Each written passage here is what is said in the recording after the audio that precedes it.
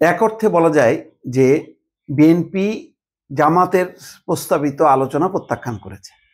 এই অবস্থায় আরো কঠোর অবস্থানে যেতে চায় জামাত সহ ৮টি রাজনৈতিক দল। তারা বলছে গণভোট আগেই করতে হবে, নইলে কঠোর আন্দোলন। সেই কথা বলেছে জাতীয় গণতান্ত্রিক পার্টি জাকপার ঢাকা মহানগরী কার্যালয়ে অনুষ্ঠিত ৮ দলের লিয়াজো কমিটির বৈঠকে এই কথা বলা হচ্ছে।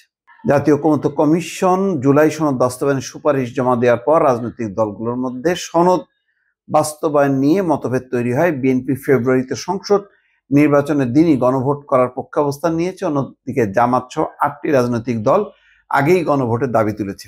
এর মধ্যে অন্তর্বর্তী সরকার বিরোধ মীমাংসার জন্য রাজনৈতিক দলগুলোকে ৭ দিনের সময় দিয়েছে। সোমবার শেষ হবে। সোমবারের মধ্যে আলটিমেটাম শেষ হলে শফিকুল আলম বলেছে, যদি রাজনৈতিক দল ঐক্যমত্যে পৌঁছাতে ব্যর্থ হয় তাহলে সরকার নিজেই সিদ্ধান্ত দেবে। অর্থাৎ রাজনৈতিক দলগুলো ব্যর্থ হয়েছে, এখন সরকার বাধ্য হয়ে দিচ্ছে, কারণ আর জাতীয় নির্বাচনের বেশি সময় নেই। ৮ দলের নেতারা বলছেন বিএনপি তাদের আহ্বানে রাজি না হলেও বিএনপি যদি তাদের আহ্বান জানায় তাহলে তারা সাড়া দেবে। যেহেতু জামাত ডেকেছে, তারা রাজি হচ্ছে না। এখন যদি বিএনপি ডাকে তাতেও তারা আলোচনা করতে রাজি। তার মানে আলোচনার মধ্য দিয়েই জামাত ফয়সালা চায়, কিন্তু বিএনপি ইতিমধ্যে বলেছে যে কোনো রাজনৈতিক দল নয়, যদি প্রধান উপদেষ্টা বা সরকার আলোচনার জন্য ডাকে তাহলে তারা যাবে, কোনো রাজনৈতিক দলের আহ্বানে যাবে না। তো এখন ওই পিআর সিস্টেমে সংসদের উভয় কক্ষে পিআর পদ্ধতি, সুষ্ঠু অবাধ নির্বাচনের জন্য লেভেল প্লেইং ফিল্ড, তারপরে জাতীয় পার্টি এবং 14 দল নিষিদ্ধ করা, এই দাবিগুলো নিয়ে তারা বৈঠক করে এবং সেখানে ৮ দলের শীর্ষ নেতারা উপস্থিত ছিলেন। এখন সমস্যা হলো যে সমাধানটা কোথায় তাহলে? বিএনপি তো আহ্বান জানাবে না।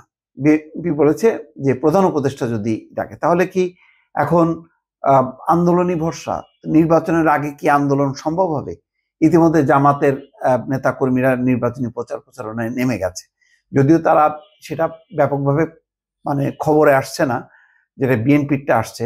কিন্তু জামাত অধিকাংশ ক্ষেত্রে দেখা যাচ্ছে যে কেবল ২-৩ দিন হলো বিএনপি ওই প্রার্থিতা ঘোষণা করার পর, তাও প্রাথমিক প্রার্থিতা ঘোষণার পর মাঠে নেমেছে। প্রার্থীরা ডোর টু ডোর যাচ্ছে। অনেক জায়গায় আবার সেটা নিয়ে অসন্তোষ আছে, বিভক্তি আছে। কিন্তু জামাত কিন্তু এক নাগাড়ে আরো ১-১.৫ মাস আগে থেকে তারা নির্বাচনী প্রচার চালাচ্ছে। তাহলে কি নির্বাচনী প্রচার প্রপাগান্ডা বাদ দিয়ে আন্দোলনে নামবে?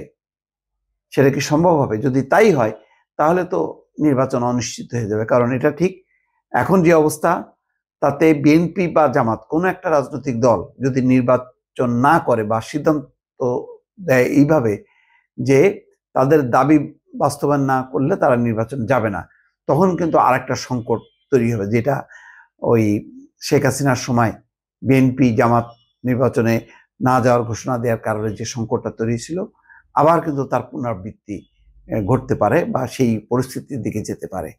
তাহলে কি হবে?